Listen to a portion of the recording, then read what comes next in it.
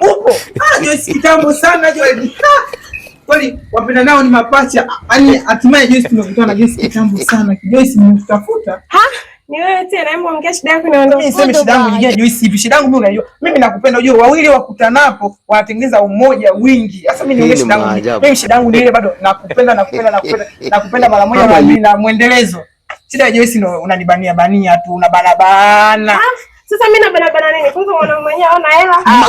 Wewe sasa useme sina hela, sema wote hatuna hela. Sasa una nyota yako na nyota yangu. Usikie unasema ukiwa una mpenzi, unapata mpenzi unapata na nyota nasafishika unakuwa na hela. Wewe mwenyewe una hela unambia mimi sina hela. Afu kwanza mimi naendana na wewe kichizi. Kwanza mwenyewe unaendana na nani? Sema mimi siendani na wewe unakosea. Wewe mwenyewe uendane na mtu wote unaendana na mimi. Mimi ndio maana nikakuona wewe. Sasa unavyonibania hivyo utajua mwenyewe. Mimi nikikuacha ndio bado nimekuacha.